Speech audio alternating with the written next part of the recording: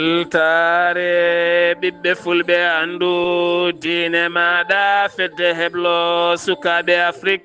takkusana yoni to gawol e nder galle ceerno Mamadou Thimbo gatamare ko on waktu yoni ha to gawdal e nder galle ceerno Ousmana e ko taari ɗum kala ene jiya e gardidi kabruji men to leydi Sénégal jillu hoorejo leydi toon to Addis Abeba kanko leydi Sénégal wo arti hanke wo holliti jamma e ñalawma subaka kikiɗa ɓe jiilo peeje kala yaltinde caɗele leydi Sénégal ɗon ɗo teska hande o gueɗe kewɗe ene ngakki yarude yeeso e nder leydi ndi Sénégal to leydi Mauritanie caggal balɗe nogas ɗe waɗi caggal leydi makko hanke o jofti toon kanko wonno gardiɗo Union africaine o wakkitima ndun sawru golle woni Mohamed Cheikh Al Ghazouani to leydi Mauritanie walla mbiyen to leydi Mali caggal jonte tati dartingol ko fate jangde towde leydi ndi kam e wittoji mum kala hande o duuɗe towde ɗe gudditi taw koye ballal o saaha ɓen jangguinoɓe kolliti ɓe jowi ngoɗon foof ko juuɗe ɓe eri laamu ngu nde ɗoftoto podoje ɗe podani ko fate jangguinoɓe ɓe kabruji mene ɗemgal Pulaar Manaw en ha toon to leydi Guinée Conakry Côte d'Ivoire Tchad Niger Nigéria Afrique du Sud RDC Congo Souda ha toon joolam jaɓeri musidɓe tedduɓe woto goɗɗe joni jañoɗen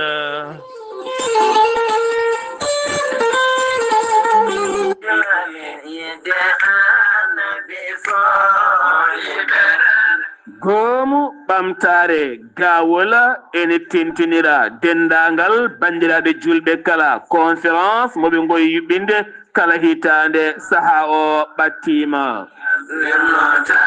on conférence moɓe goyi yuɓɓinde parɗo e diine l'islam hitande hikka nde waɗata ko 9 lewru mars 2025 ene hawray alet ene hawray 15e édition ko fate conférence diine l'islam moɓe goyi yuɓɓinde kala hitande to Dakar lamorgo leydi Sénégal ɗo henna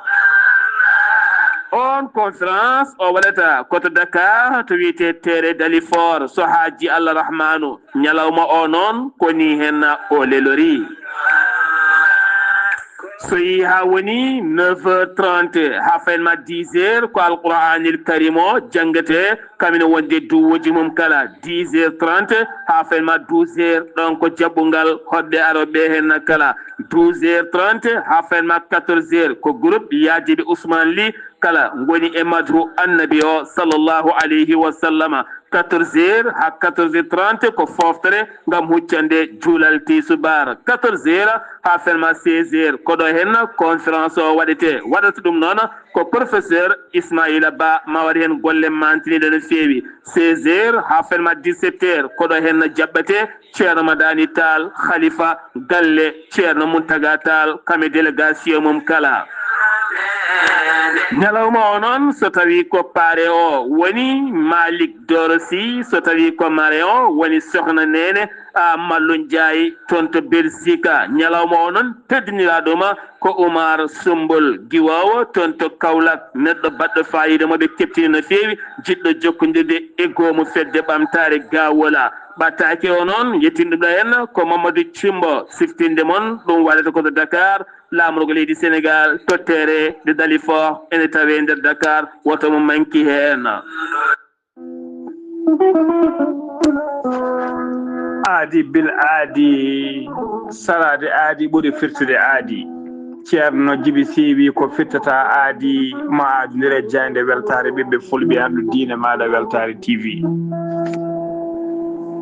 ceerno Djiby Sy ko wittiyanke leɗɗe ko safriyanke safruji fina tawa ceerno Djiby Sy ko jaadindo ɓalawal edanwal kala ceerno Djiby Sy ko laaɓɗo reedu malaɗo woni newiɗo sanne sanne ceerno Djiby Sy ne safar rafiji kewɗi ɗi jiiɗa cirol wonduɓe kista wonduɓe fibrom dogam sitta rewɓe ɗon koɓe sowade rewɓe dartoraɓe kala ceerno Djiby Sy ne yawra ɓeena worɓe ma rewɓe wonduɓe worɓe wonduɓe debbo seyɗane ma rewɓe wonduɓe gorko seyɗane kala ceerno Djiby Sy ne yawran ɓen sattoraɓe dewle omo yawrani kadi ɓen ɓe arsigaji men kippi weddaɓe korte wonduɓe dabaruji kala ceerno Djiby Sy kollabde reedu ko malaɗo woni newiɗo sanne sanne dendagal rafi mbawɗa wondude ceerno Djiby Sy e dendagal haaju mbawɗa jogade e ceerno Djiby Sy on ɓurodirta ujunnaji jeegom ugoya so tawi ko CFA ɓurodirta ujunnaji ɗiɗi CFA woni 10 000 francs CFA ceerno Djiby Sy en andi dendagal kilineɓe mum ewɗo saaha joni o artiyoma tawe nakshot lamorgo leydi Mauritanie to base makko leegal netteka sara jeere netteka ceerno Djiby Sy ene yawren worɓe usraɓe gorago yawɓe yitade koye men e jippiɓe leece kala e on fannu ceerno Djiby Sy ne jogui leɗɗe wiyete ko muuɗa hirna ƴetta ɗum joni mbiya alhamdulillah rabbil alamina ceerno Djiby Sy ko newiɗo sanne ceerno Djiby Sy so yannama ka miskino safruma ha mbiya wen tawa hay mbuuɗa yoɓani ceerno Djiby Sy ne jogui pegge usula pewnade bawɗe neldede kala leydi e kala continent to mbawɗa wonde ceerno Djiby Sy ko bawɗo listihara ko indema inde nene ma dokkatamo haala ko wona nder ɓerde ma ha cikka ko toon hoɗi so tawi ko leydi Mauritanie ko ujunere ugoya walla coda kartal crédit ujunere keefa neldamo kalnamo indema inde nene ma ko heddi ko ɗacca e juuɗe makko so tawi ko tawateɓe leydi Sénégal ceerno Djiby Sy listihara waɗirta ko temedde ɗiɗi CFA woni 1000 francs CFA omo jogui numéro makko weev ko numéro orange money mbatta ko 00 221 78 128 35 98 ceerno Djiby Sy sa yiiɗi jokkodirde e makko numéro makko téléphone mbatta ko 47 22 80 84 ko numéro makko appel kadi ko numéro makko WhatsApp so tawi a ronki hebde ceerno Djiby Sy aɗa wawi jokkodirde ceerno Alassane Sy ko miñi ko kamɓe gollotto ko 32 62 04 99 ceerno Djiby Sy ko labɗo reedu ceerno Djiby Sy ko malaɗo wune ceerno Djiby Sy ko newiɗo sanne mbadden dando faade e ceerno Djiby Sy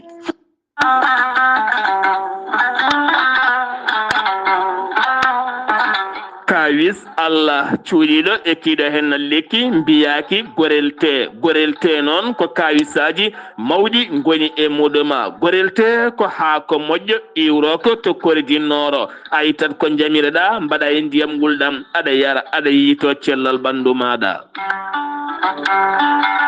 gorelte ko haako moƴƴo ala rewam ala effet a wulnat tan an joguiɗo caɗele AVC jogui caɗele cardiaque tension ɓandu jaaɗol tuƴiɗo mo yahata jama ni juma ni jokkoyde e ndam mo nangata taare janowo yogay rafiji kewɗi kala gorelte ko kawis mawɗo tan woni e muɗuma an joguiɗo ƴiye musoje ɗaɗi ɗi dognata ƴiƴam kala mum de sa jokkodire gorelte ma wi alhamdulillah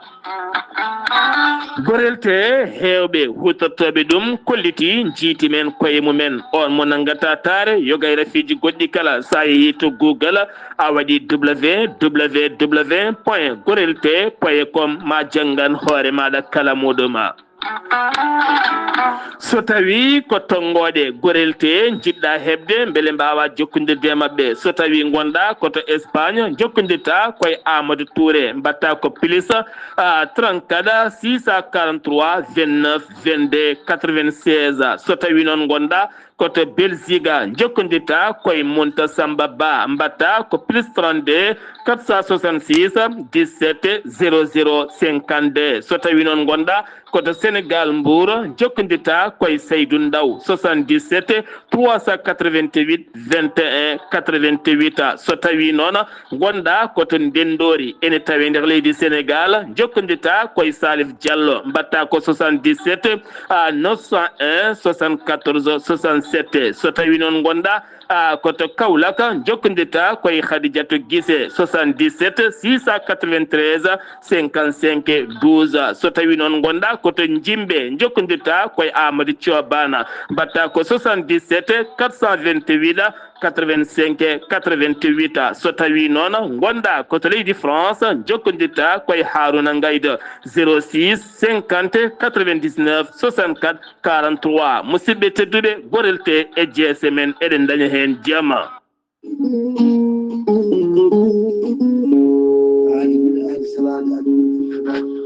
salade aadi ɓuuri firtude aadi ceerno Amadou Tijane Diallo gorko mo melga wuuro jinneji wi ko firtata aadi mo aadodiri e jayde weltare ɓiɓɓe fulɓe andu diine maɗa weltare TV ceerno amati jane diallo ne safar rafiji kewɗi ɗi jiida ciirola wonduɓe kista fibrom dogam sitta rewɓe ɗon koɓe sowade rewɓe dartoraɓe kala gorko mo melga wuuro jinneji kojjadino ɓalawala darwala kala gandu bindi laaɓaɗo leɗɗe ceerno amati jane diallo ne yawrani wonduɓe kista fibrom dogam sitta rewɓe ɗon koɓe sowade rewɓe dartoraɓe sattoraɓe dewle kala ceerno amati jane diallo ne yawrani ɓen wonduɓe koyɗe musoje keeceji musoje ɓalli guloji e ɓalli ɓuutoji kala ceerno amati jane diallo ne yawrani ɓen wonduɓe prostate hay sinno prostate ma koko yano ha ala ko heddi so wona no opéré so tawi on jokkodiri joni joni certa hen ha laaɓa taw sekaka gorko mo melga wuuro jinneji so tawi oɗon maldana ko mbawɗa wondude kala balle tati taw ka wi alhamdulillah rabbil alamina ceerno amati jane diallo ene jogui leɗɗe ɓeydoje goragu ene yawrani ɓen ustaraɓe gorago yawɓe yitade koye men e jippiɓe leeci kala e on fannomo jogui leɗɗe façon ngaji ɗiɗi hen façon goto wiyete ko meeɗi moosa ƴettat ɗum joni moosa no fuure no fuuro façon ɗiɗaɓo o wiyete ko yeddi ƴeewa ko leɗɗe urateɗe awrata ɗum joni joni mbiya alhamdulillah gorko mo melga wuuro jinneji ene tawe oɗo saaha joni to Paris lamoɗo ko leydi France sa yiiɗi jokkodirde makko mbatta ko 00 336 04 66 27 gorko mo melga wuuro jinneji base mum tawe to Dakar en tawe ɗon miñi koni wiye ceerno Abdoulaye Diallo numéro mum téléphone ko 77 714 94 15 gorko mo melga wuuro jinneji base makko ne tawe to Nouakchott legal biyetegal Samia étage ne huccite usine plâtre numéro on ko ɓii ko tawateɗen mbatta ko 41 05 13 85 walla mbaɗa 46 94 21 91 gorko mo melga wuuro jinneji gam hoybitande tawateɓe la polpolol dande maayo ɓe Mauritanie Sénégal base makko ne tawe to Ross Mauritanie ha to Dagana kala ne tawe ɗo sehil makko ceerno Amadou Dia gorko mo leeraɓe numéro mbatta 77 537 79 28 ceerno Amati Jane Diallo gorko mo melga wuuro jinneji mbadden dando faade makko ko joom gande kawnide cuuɗotoɗe e nder leyɗele woni mande Massa Keita joom gandal kawnigal an jiilotoɗo kanŋe jiilotoɗo jama walla boksita sa jokkodire mande Massa Keita so wannima ko waɗantuma ma yiitu ɗin ngaluji ɗin jiilotoɗa e nder leyɗele kala mande Massa Keita gorko pullo hen bange Mali ganke hen bange taweteɗe to Ségou ene tawe nder leydi Mali keptinaɗo e nder windere nde ko wayno Mali Côte d'Ivoire Afrique du Sud Angola Zambie Mozambique RDC Congo hay nokkuji goɗɗi kala mande Massa Keita ko joom gandal kawningal mbuɗo o yamnota koma so wannima o yima yaruni yiloroni hen ma yiitu jama walla kanŋe walla boxit walla gueɗe ngaluji kewɗi ɗi jiilotoɗa e nder leyɗele kala sa yiɗi jokkodirde e mande Massa Keita joom gandal kawningal ngaluji cuuɗotoɗe nder leyɗele mbatta ko tonggode leydi Mali 00 223 76 68 45 99 walla mbaɗa 00 223 capanɗe jeeɗiɗi jeegom capanɗe jeegom e jeetati capanɗe nayyi e joyyi capanɗe jeenayyi e jeenayyi joni joni jokkodira e mande Massa Keita joom gande kawnide kettode kaburuji mon e demgal pulaar Afrique Asie Europe Amérique Moyen-Orient jam ñalle moon musidɓe tedduɓe amde sappo e jeeɗiɗi colte hitande ujunnaje ɗiɗi e nogase joyi yonti kumpital mine ɗemgal pular ɗo yeeso haalirde he ko musidɗo moon guiɗo moon sehil moon Sar Abdoullahi Sarr to karallagal Weltare TV ko musidɗo moon Seydou Abouba umma islamique mo leydi Sénégal ne jogui sunare ɗum ko hanki ali ɗo jaltugol aduna Serigne Moustapha Saliou Mbacké mo ganduɗa ko ɓiyum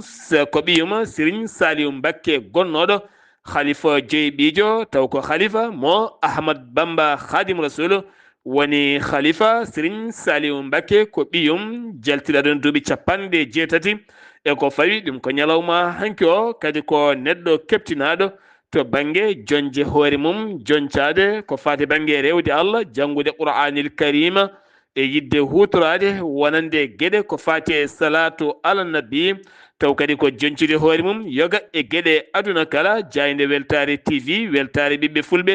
nelde duwaw dendagal ɓesguma kala nelde duwaw dendagal Touba e dendagal ɓesgu Ahmad Bamba Khadimu Rasulu kala hoorejo leydi Sénégal Bassirou Diomaye Diakhar Faye bannoɗo jillu mum toon to Addis Abeba laamogo leydi Éthiopie ngam tawtorede jonde Union africaine wattude 37 jonde hanki o noon arti e nder leydi mum Sénégal ko nden wo suuti konnguli makko ko fate caggal caktugol wonande Cour de compte milliard uji kewɗi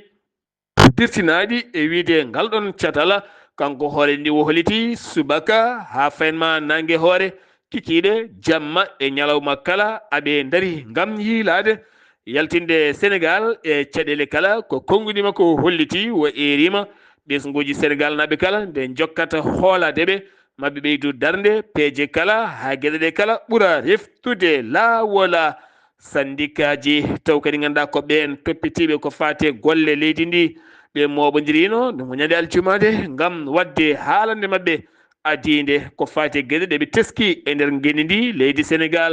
guilay ittugol yimɓe e golle mumen toon to kaggullaɗe mo Dakar ɗum noon ken tolno e temedde jeeɗiɗo e ko fawi riwaɓe toon kono ne kadi ɓe kolliti leydi ndi gollorɗe ne ngakki no fewi tene kadi gueɗe ɗe jaratani kala fewani ɗum noon ɓe ejima laamu ngu nde wawata reftinde won e gueɗe kewɗe lawol ha tenti noon ɗon ɗo Air Sénégal kañum e hoore mum fayi e jonde ɗen jagorɗe ngam teskede ene gasa hewɓe hen ma mbaw ittede gollorɗe mumen kala ɗum jeeyi sababu noon kamɓene ɓe jalte deƴƴete mabɓe ngam erade laamu ngu nde watta toftade ɓen haqqe liggotoɓe ɓe ganduɗa hande o koko ndiwa kono ɗum ko kadi ɓooyata ɓen liggotoɓe taw liggoto koye koninkoɓe leydi France ɓooyata ɓen yaltoɓe leydi Sénégal kene tolno e temedere e ko fayi ma keptu galleji mumen taw neɗɗo kala fodde yimɓe sappo ne pawi dow mum so tawi a calcule ɗum firti ko ujunnaje ɓiɓɓe Sénégal naɓe ma jooɗo taw ko wawnoɓe gollade ñammina galleji mumen oɗo saaha ma won tan ɗumen ɗaccal budik badan ngal moɗata ko wukkitta ko inde makko ko Ahmadou Al Amine Lo kan woni kolaɗo kuuɓal gouvernement mo leydi Sénégal bismaɗo hanki e yewtere addu yiyandema taw koye RTS o arti ko fate toɓɓe jaaƴi no fewi gurdam leydi Sénégal caɗele teskaɗe hen nde o holliti wonande oɗo saaha pawdi ndi laamu ngu fawanno ko fate jaɓɗele kuura e ndiyam ngam wallide ɓesguji leydi ndi ɗum noon so tawi waylo waɗani fayi koye ittude ndeke ma musoye ɓesguji leydi ndi wonande banggue yebde ndiyam e kuura ko wona ɗum ko kadi ustugol jaɓɗele taw ko ɓen heeɓoɓe jaɓɗele mawɗe no fewi ma uste ɗeɗo gueɗe kala ma waw jibinoyde caɗele to banggue ronkude wawande hoore mum e nder leydi ndi Sénégal o arti kadi haalde toɓɓe mawɗe ko fati leydi ndi woni koye kiris mawɗo no fewi kono ɗo cakka peeje e ɗiɗon sifaji kala ko haali ko hewɓe kolliti ɗum ɗo hen wona hunde farnude Sénégal e jaam ko fate banggue jaltingola Cour de compte hewɓe noon kolliti mawɗo leydi Sénégal gonnoɗo hen o nde yaltata e deƴƴere kañumne haala hen wonande wiya oɗo saaha ko fati gueɗe ɗe no ndewiri ni ko ni walla ala wonande noon Moussa Dioba yalti e deƴƴere wo holliti oɗo saaha gueɗe ɗe kala ene kayimo no fewi ha tenti noon ko fati oɗo Cour de compte no saktiri ni wonko tundi wonko laaɓani hen kono hande o wawi laɓɓinde wonande ko gonnoɗo hoorejo leydi Sénégal yalta e deƴƴere mum daña tigui wonde ko haali hen beele yimɓeɓe mbawa dañde ɗo pawi koyɗe mumen garten koye gaynaka kamen ndema e leydi ndi Sénégal jaagoɗɗo gaynaka mo leydi Sénégal woni ma Bouba Diagna tawama hanki o toon to Kaolack eɗen gandi Kaolack hitande hikka nde kañum jaɓɓoto ñalawma gaynaka mo yiɓɓinanno ɗum e kala hitande gonnoɗo hoorejo leydi Sénégal hitande hikka nde noon ko Bassirou Diomaye Faye toɗɗima toon to Kaolack wonata kono gase ɗiɗi nduɗo henna lewru ndu gonɗen taw ko toon to Kaolack kanko jaagoɗɗo noon wa tawama toon ngam yewtidde ko fate banggue ɓen tawtorteɓe ngam huccande golle keɓugal oɗon ñalawma o holliti oɗo ñalawma noon Sénégal ne heɓano ngam o saaha ɓamtude calɗi kosam leydi ndi hanata jiggoyade caggal leydi mo honno hollitiri wonde Sénégal ne adduya ken tolno e 3 million taw ko litere taw kadi ko kosam kala mum ma wonoya hedde 100 million ko preje euro kono so tawi woni 55 ujunere nagge wawge ɓirde e kala région ene gasa Sénégal ma wawande hoore mum yoga e gueɗe kala syndicat ji autonome ko banggue jangguinoɓe kañumen oɗo saaha kolliti metti mumen mawɗe no fewi ɗen metti noon ɓe paani ɗuma koye Abdourahmani Diouf on gardiɗo jangde towde leydi Sénégal wonande kay gullitali mabɓe kala ala hen ko gasi ko nonne kadi wonande podoje laamu ngu kala ala hen koɓe coyni o saaha noon ɓe ƴetti pellital udduɗe jangde mabɓe to banggue duɗe towɗe kame witto kala ɗum noon wonata ko 18 ñalawma janggo ha 19 kala ɓe gudditta ɗendude towɗe ɓe jangata hen haydara ko wona ɗum ko noon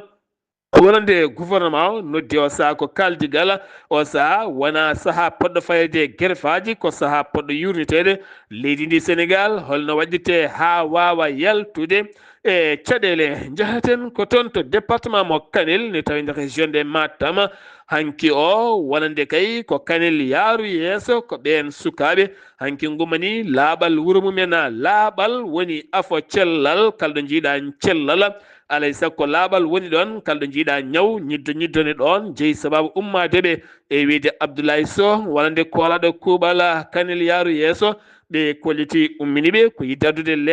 laaɓal yoga e leeɗe mabɓe beele fittude e nder commune o kala ittude ñonkoto ha wuuro ngo ɓuuri wonde jaame kisal ko noonne kadi ɗe gueɗe ko gueɗe ñambeteɗe sikka roydis ne tawe e nder Dakar hanki o noon ko tana muso woni ko waɗi toon kanko on wiyete ko Samba Mamadou Ba ko suka hedde duuɓi 30 jeeyo paɗe ko kañum tawa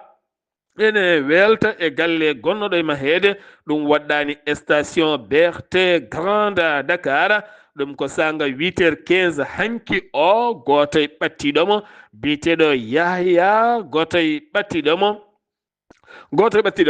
taw kadi ganduɗa ko musidɗo makko biteɗo Yahya Saw holliti ni debbo ni ɓiɗɗo kono kadi o ala ɓe teskaki e makko rafi walla ni stress uji walla goɗɗi ko jeeyi on sababu ɗum ko caggal ɓen élément ji ɓe point o mbawi yettade e makko kame sapeur pompier ɓandu makko nawa toon to hôpital Morgue Idrissa Pouye Grand Yoff ngam loskoji mbawa waɗede hen to Casamance armée leydi Sénégal kamine wondi kadi gendarmerie gendi leydi ndi mbaddi jungo ngam rewindade lappol maayo Caron ɗum noon ne tawe to Casamance ngam dirguidde hectare uji kewɗi gonɗi toon taw ko remoɓe huuɗo bonko ko heewi hen kay ɓe bonni ɓe ɗuggiti beddima ladde ɓe ndewido wonande on fannu toon ko fannu demeteɗo ko fate banggue wonande huuɗo bonko haɗa ko tourno ko haqqille kala saaha hôpital Dalal Jam o saaha radio thérapie koko paani ngam teskede hewɓe ko ma jahaɗo ha Touba caɗele teskade toon kono kadi caɗele goɗɗe e wiide quotidien libération holliti kone tolno e ɓalli 11 ɓen yimɓe ɓe gandaka ene tawe to Morgue hôpital o wi noon ko gardiɗo hôpital e oɗon fannu wonɗin ɓalli kala dan mabɓe gasi tene ɓe ɓooyi toon hen tato ko mawɓe hen tato ko sukaɓe ne jogui hen kadi wonande tato ganduɗa ngala ni hayɗo konno koye beddaji maayi kono kadi hen goto ko koɗo jeeya kay leydi ndi ɓe erima noon wonande kala kattiɗo neɗɗo mum darata ƴewde so tawi neɗɗo mum ala hen sowona ɗum noon ɓe dokkiri délai ɗo e balɗe 15 kala kay ɓe garani maɓe ƴeew procureur taw ko tribunal Pikine Guédiawaye rokkire yamirore ngam wirde ɓen caggal koreji men koko donka yitede Sénégal o saaha ne jogui caɗele mawɗe ko fate banggue wawde jogade en charge ɓen joggiɓe to banggue rafi cancer taw koto pédiatrique eɗen gandi cancer hande ene tampini sukaɓe hewɓe nder leydi ndi Sénégal toon to hôpital Dalal Jam wonande leeso jaɓɓotoɗo taw kadi ko ɓen to pédiatrie joguiɓe oɗon ñaw ko leece 10 tan kono kadi teskama caɗele kewɗe ɓeydade hen wiide mam jora Diouf taw ko gardiɗo oɗon fannu toon to Dakar hanki o ko combat gulɗo jaw woni ko waɗi toon to are gendi leydi ndi ne tawe to Pikine ɗum ko lamba hakkunde Mbouré Kenkeliba woni ko honga toon ɓene ngeewo ɓene cappo ɓene caalo kono kadi hanki combat mawɗo ko hakkunde Frank kamen wonde Ama Baldé noon wondino gondoje ɓutte kay ma fimo e leydi ko ɗen gondoje dutte muma fiya e nder tan minitaji ɗiɗi taw o saami ɗum noon ɗo saaha o biyeteɗo Frank dañi polgu e dow Ama Baldé kollirɗo ɗo saaha ya taw kañum hoore mum siltani to banggue wonande seppiro gendidi leydi Sénégal jeheten ko ha toon to Madina Gounass hakkunde ɓeena haɓotoɓe feƴƴoɓe leɗɗe e nder ladde nde e ɓen feƴƴoɓe leɗɗe ɓen foreji ɗi oɗo saaha ɓe nangi hewɓe hen kaldigal ne jokkima en ketto musidɗo men Amadou Sambalo to wuuro teddungo Madina Gounass. Assalamu aleykum wa rahmatullah. Waaleykum salam wa rahmatullahi taala wa barakatuh. Sar Abdoulaye Sarr mi salminima kadi mi juurimama mi salmini dendagal bandiraɓe hettotoɓe Weltare TV weltare ɓiɓɓe fulɓe andudinma Sar Abdoulaye Sarr kabruji men ɗo e nder wuuro teddungo Madina Gounass oɗo dumon kala ɓen fooreɓe en naati e nder wuuro ngo ene nanga dendagal ɓe ganduɗa ko risoɓe leɗɗe ɓe risoɓe leɗɗe ene pewna leece en pewna banguji en pewna taabe e oɗo saaha ɓuuren hewde mabɓe naggama ko fewti e laamu ngu nanguiɓe ha tengtino ɓen ɓe ganduɗa ko doguiɓe machine ngaji risoɓe leɗɗe ɓe ko ɓen ɓuuri bonde ladde nde wona Sar Abdoulaye Sarr hande o ɗo e diwan Madina Gounass e gursaji ɗe kala en saaɗi hen ɗo jeeta nokku mo ganduɗa baɗa ladde tan ganduɗa ladde tan moƴƴere andade ko ladde wonɗo ene saaɗi hen nde wona ɓuuren hewde ko soppama leɗɗe ko wiyete duuki wiyeteki jooyi wiyeteki bani ɗeɗo leɗɗe tati ɓuurano hutorede feete leece ne banguɗi hen hen wadde ko ɗeɗo en saaɗi ɗo jaata ladde ha jeeɗo leɗɗe wadde noon oɗo saaha laamu ngu nanguiɓe no feewi ha tengti machine ngaji no mbiɗen ni kono kadi oɗo saaha golle koko darti haaɓe jodda laamu ngu haaɓe jewtide laamu ngu ha laamu ngu ɓamma peeje nde ganduɗa wattede ha ladde nde wasa bonnede ngol bonnugol nde wonno hollirama wonde so woni tawi leɗɗe tati ene daari ya soppu goto goppa ɗi e ɗiɗi walla ala coppa ɗiɗi kam heddo gotoki kono kadi no soppirte ene jogui no soppirte tawa cippiɗaki wawa weltude kono machine ngaji garɗi jonɗi ɗin so diisi gasi ɗon ɗo goho 20 minutes taw lekki yani waɗ ɗin ɗi mboɗi ya ladde nde tinno kala ko ɓe kolliri ko lekki soppiraki taw ko ris waɗa ɗum taw ko machine diso waɗa ɗum on kin lekki wawata weltude ki gam ko mayi tan ha laaɓi wadde noon oɗo saaha golloɓe ko darti wadde eɓen eero laamu ngu eɓen garta ceerno gam ñagal ɗum duwaw kono kadi gam ñagal ceerno yo wallu kadi e laamu ngu Sar Abdoulaye Sarr ko musidɗo won Amadou Sambolo ɗo Madina Gounass feede Weltare TV weltare fulɓe andudinema Sar Abdoulaye Sarr. Amadou Sambalo to wuuro teddungo golle ma jooɗi peewi ha toon to wuuro teddungo Madina Gounass eɗen mbiya tan yimɓe wonɓe galleji ɓe tinno kala gonɗo e galle yo tinno lora hay soko lekki gooti toppitoɗa mawnide lekki so an jeeyi galle sa jeeya kala wat ko an jeeyi toppitoɗa lora lekki makki dañ faabadema anne kadi ma dañ sababu wiidema mi lorino lekki e oɗo galle wona mantode sa heltaduna kam wiyekki lekki ko kaari lornoɗoma ɗum oddi kumpital mene ɗemgal pulaare nder gendi leydi Sénégal paaɗen koto leydi Mauritanie hoorejo leydi Mauritanie Mohamed Cheikh Al Qaswani bannoɗo kene tolno balɗe nogase ko fawi caggal leydi muɗuma ɗum ko caggal nde iwno toon to Dar es Salaam Tanzanie fayi toon to Espagne ko toon iwiri tawya toon to Addis Abeba laamugo leydi Éthiopie ngam tawtorede jonde capantate jeeteɓire jonde kam ɗum wonno bakkinoɗo sawru golle taw ko gardidi Union africaine ndun sawru ndu o wakkiti o saaha wakki ndun sawru wonande ko João Lourenço horejo leydi Angola o saaha kañum woni gardiɗo Union africaine kanko Mohamed Cheikh Al Qaswani caggal ɗum noon wo holliti toɓɓe jaajje ko fati golle makko ko fati kadi golle ko caggal nde o hokkiɗen jeenale Moussa Faki Mahamad kame gollodiɓe on commission Union africaine kala kono kadi o arti e cimtol ko fati jonde GV joɗinode 2024 ngam laɓɓinande hooreɓe leyɗele Afrique ngol cimtol kene tolno e temedde tato ujunere walla min temedde tato million bani adama e nder leyɗele Afrique nguuri ko heege e ngakkore haaranduru kame caɗele basal kala o holliti noon ɗo e duuɓi garoji so tawi darde tinde waɗaka ene gasa ma wonoya caɗele mawɗe no feewi wonano caɗele ɗen leyɗele Afrique ko wona ɗum ko noon hoore jaggoɗo leydi Mauritanie holliti wonande Mohamed Cheikh Al Ghazouani timmini golle mum e gardidi Union Afrique waɗi taɓal manggal no feewi ko wona ɗum ko noon wonande yadiɓe landa insafa kanne kadi kolliti darde makko yonde e gueɗe ɗe o darani o noon lomtiɗomo tawi ɗon dossier ji gulɗi jaw sifande hakkude Mauritanie e Algérie nden laatima hanki o toon to Alger lamorgo leydi Algérie ɗum ko hakkude jagorɗo jangde towde mo leydi Mauritanie kame jagorɗo jangde towde mo leydi Algérie nden sifande noon koto fanno jangde kame wittoye wallidde ɗin sanɗaji ɗi université ji ɗi noksota taw kadi ko naweteɓe ha toon to Algérie tawnde bourse ji men ha mbawa hebde gande mawɗe taw ko baɗɗe fayida nden sifande noon ko duuɓi tati walla ni mbiyen ko duuɓi tati walla nayyi hitande ujunnaje ɗiɗi nogasi joyyi nogasi jeegom ha nogasi jeeɗiɗi woni duuɓi tati ndeɗo hen sifande timmude jonde ɗe balɗe kala kaldigala taw ko tabital pulagu ngal nuwa sota ngal leydi Mauritanie joɗima conférence mum tataɓijo taw kadi ko conférence juɓɓuɗo yiilade nde yiilorde hol golle ɓurɗe wattede e artude e gueɗe nde ganduɗa kadi ngal cetal darnagal toon guila hitande ujunnaje ɗiɗi e ɗiɗi o bureau jogoɗo jogade juɓɓude Diallo Daouda Samba arti e darde ɗemgal Pulaar kami pine fulɓe e jokkodire ha tenti noon to banggue darde tabital pulagu ñande asende jamma hollirama toon to palais des conférences de la capitale Nouakchott ɗum noon ko film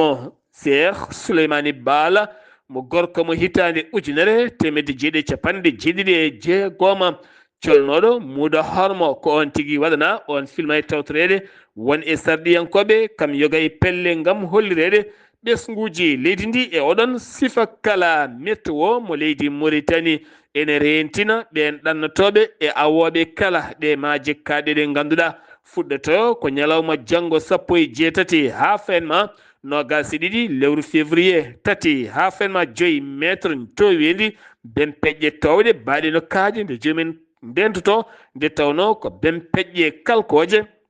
nde yimɓe ɓurata wawde rentade no feewi ko fate banggue wonande keneli maayo ngo ma ɓeydo no feewi sen giwi to leydi Mali walla mbiyen leydi Mauritanie paɗen ko toon to leydi Mali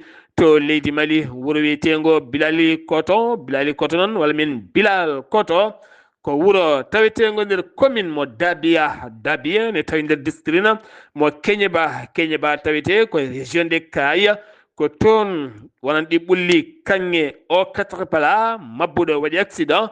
jorti leydi e dow ɓen yirtinoɓe kanŋe ko ɓuuri hen hewde ko rewɓe 49 kay kala kawri hen e ladial hewɓe gañima hen o saaha jiilaw ne jokki on sifa siftinde ona ɗum e kala saaha ene heewi wadde e nder genni ndi leydi Mali M5 RFP Mali Koura juɓɓinino jonde nde ɗon ko jonde yiitumo wuuri hakkude mabɓe jaydiyankoɓe Modibo Sidibé gonnoɗo hoore jagorɗo leydi Mali arti e toɓɓe kewɗe ha tenti 5 milliards ciggitade yogay oguirdeji kanŋe leydi Mali taweteɗe hande e laamu transition ndeɗen gueɗe ndewnete lawola e leelawal ha ɓiɓe malinaɓe kala ganda o haalis ɗo fawi ha tenti haɓade to banggue ceergol guura leydi Mali ɗon ɗo faya e lewru korka maaro e nebam memotako ɓe erima ɗen gueɗe kala nde ɓurata rewnede lawola hoorejo jaggoɗo leydi Mali Abdoulaye Mayiga e oɗo henna vikki hen hakkude aseɗe ale ɗoɗo henna tawama taw kadi ganduɗa ko toon tawama toon to nder leydi to taw kadi wo yilloyi koto camp wonande to Ségou camp militaire mo Amadou Sékou Tall o wawi jodda tan e rewɓe ɓen ɓe worɓe men mbasi pittal men e nder ɗe piyanɗe baɗoje leydi ndi kono kadi wo tawama kene wona 4,2 hectares ɗum kono ko ɓiɗeɗo Dembe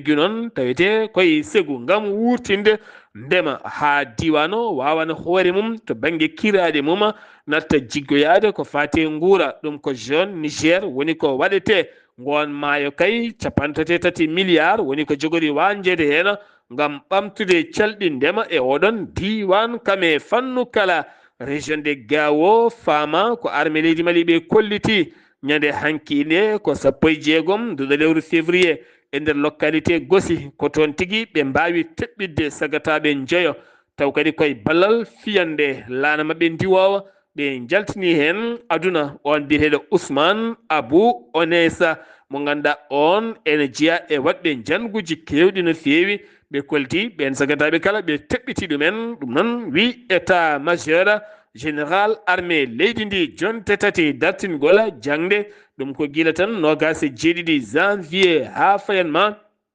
aljuma jawtuɗo hen o ko hande duuɗe tawɗe ɗe kame wittu mum ɓamti yogay étudiaji kolliti ɗe jonte tati gal ɓe perdi temps e dow rien caggal ala kala nandiral keɓangal hakkude laamu ngu kame ɓen jangguinoɓe jangde tawde leydi a taw ko leydi Mali ɗum uddi kumpital men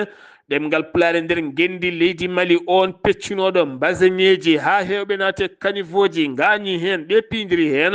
laamu ngu yamiri yo nangue o darima yeeso tribunal mo Mamfanko o weddama e nder kaso hewɓe noon kolliti metti mumen ɗum wanno ko ñande 4 ndu lewru o ittuno ken tolno e ujunnaje 4 mbase omo tolniramo weddo yimɓe garane kocca taw ko kadoji suka jeeyo mbasiŋaji keptinaɗo commerce kewɗo doole kewɗo ngaalu yinnowo wadde ko kadoji ngal ɓittodiral ha hewɓe tawa nder caniveau ji hewɓe gañi hen waɗi hen kay tampuɓe ha nawata hôpitaux ji laamu ngu holliti wadde fitina o ɓettini teno gañi hewɓe wonno wawno waɗirede ko wonani hewɓe kolliti ko jeeyi sababu o suka jiɗɗo wallidde ha yimɓe mbawa ñantade nangue nawe e yeeso tribunal ha sakane ñaawe taw ganduɗa guila 1 lewru décembre 2024 e dow inde drapeau hoorejo leydi ndi waɗi ɓittodiral bangal toon to stade ha ganduɗa waɗi temedere ko fayi maayi hen haɗo ala kala nangaɗo holliti noon won gendarmerie goto addi fitina to kanka neɗɗo goto wasen fittande mum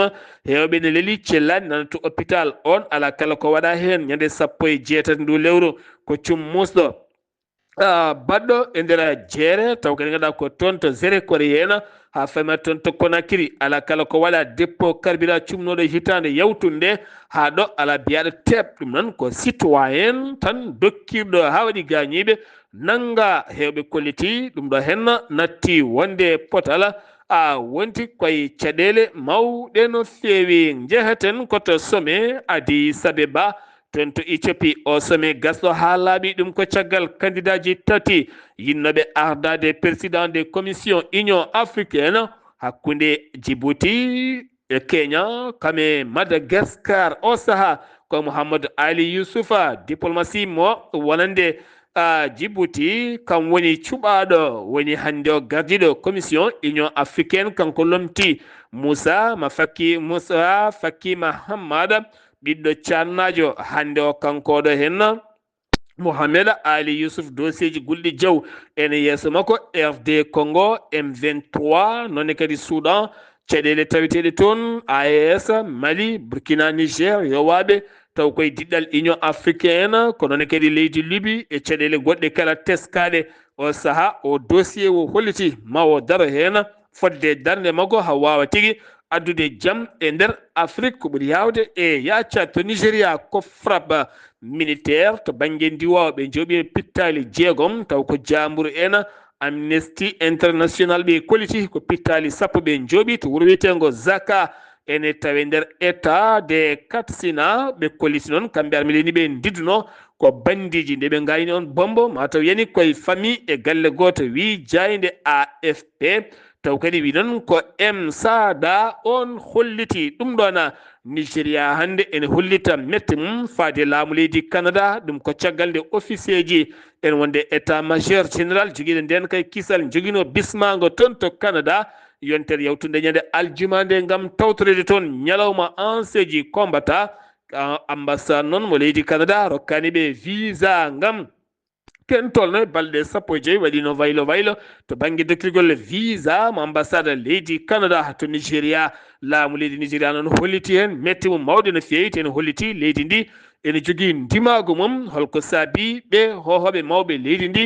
dokkiraka on visa to leydi Côte d'Ivoire parti PDCI RDA taw kadi ganduɗa ko oɗo hen gardiɗo ɗum woni Tidiane Thiam yuɓɓini meeting mawɗo no feewi toon to yippogo ne tawi nder Abidjan gam heɓanade octobre 2025 e ɗiɗo hen sumgoji tijjaɗi to Niger gila wo bifta wonno ko 1 lewru janvier o feeñi e vidéo ɗeɗo hen balɗe on liggotonoɗo e parc national de wa woni Alhassane Souleymane o sahamo ero laamu leydi Niger nde wata faabademo taw biftima ko jim catal islam wol muslimina ko ɓen biftimo ko noon ha ɗo hen laamu ngu ala kala peeje ɗe waɗi hen jonde gendi leydi ndi fuɗɗima hanki o ɗum ko caggal lebbi 17 nde o liɓi laamu Mohamed Bazoum ñalawma hanki o ko nden jonde fuɗɗi e tawtorede gonnoɗo hoorejo leydi Niger woni Mohamed Issoufou kame khalifaɓe hohoɓe mawɓe gam yurnitade peeje leydi ndi ɗowdi ɗum o saaha ɗaɓɓude hol peeje batteɗe ha leydi ndi yaltoya e transition kanko on général Abdourahmane Sahani woni juɓɓinɗo oɗon fannu to leydi Tchad finoɓe leydi ndi erima gouvernement o faya koye korka kono teskama ceergol ne ɓeydi no feewi hewɓe kay so gottima kirtotako so kirtima kay gottoytako janggo o gam teskede maaro e nebam sukara e gueɗe mum kala no ceeri no feewi ɓe erima lamɗe leydi mabɓe nde ɓawata kay fabade ɓe oɗon fannu Afrique du Sud ko imam biɗeɗo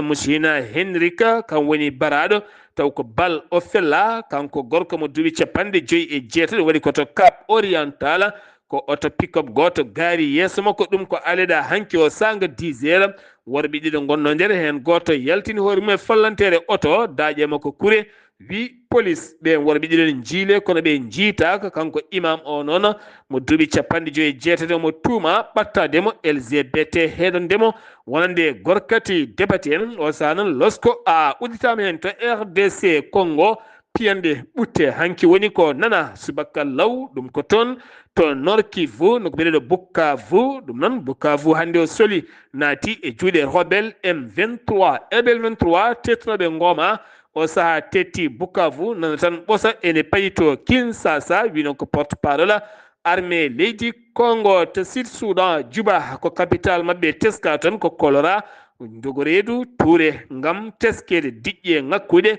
laaɓal ene tawi toon o saha ko vaccination ngam rende yimɓe gila tan wonande lewru janvier hewɓe hen wondurtiɓe joom woni hen oɗo saha en tawi cuuɗi safara mbawana koye mumen paaɗen koye joolam jaɓeri to Liban Hizbullah oɗo sahaɓe kolliri mette mabɓe faade laamu leydi mabɓe gardiɗo Hizbullah woni Naim Qasim wo erima horejo leydi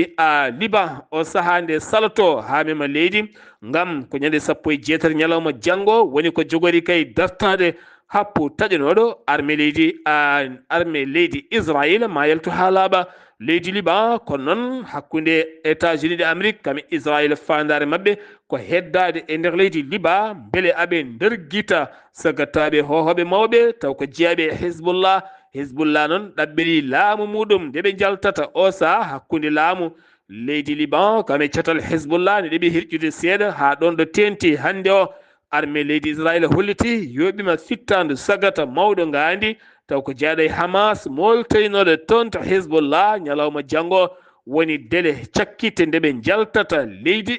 Liban kono noon oɗo saha laamu leydi Israël e wallidi mum fandare mabɓe kay ko yidde heddade leydi Liban beele kadi ɓe ndewido dirguidde ngandiji mawɗi taw ko addoɓe fitina hakkude leydi Israël kame leydi Liban Israël jillu ko alaɗo kuuɓal galle lamorgo mo États-Unis d'Amérique woni Marco Rubio jillu mum adingo taw ko toon to Tel Aviv hakkude makko e hoorejo jagaɗo leydi Israël haala nde o haali toon nde o holliti o saha kay fandare tan ko derguidde sagataɓe Hamas ha laaɓa Gaza wona e jaam wonande Israël wona e jaam kono kadi ɓe meero beele jaam ne dañi ha toon to Tehran hooreɓe leyɗele Iran kolliti ɗum ɗo hen ko yaɓɓude ndimago leydi wase yonnude won e gueɗe sommet arabe keñoraɗo ponnoɗo wadde toon to Égypte Caire ñande 27 nduɗo hen lewru dirtinama wi noon ko koolaɗo kuuɓal la Ligue des Arabes on bireɗo Hassama Zaki wo holliti ɓen fonnoɓe tawtore nden jonde o saha moni kala holliti ene jindi no fewi ɗum noon disnama ha diwa o saaha musidɓe tedduɓe ɗum ɗo henna wonno kumpital ngal min gaddanno mon kikiɗe hande o ɗo yeeso haalirde he ko musidɗo moon guiɗo moon sehil moon Sar Abdoullahi Sarr to karallagal Weltare TV ko musidɗo moon Saydou Abouba kettimalaki jam yo jaam Allah hiraneno.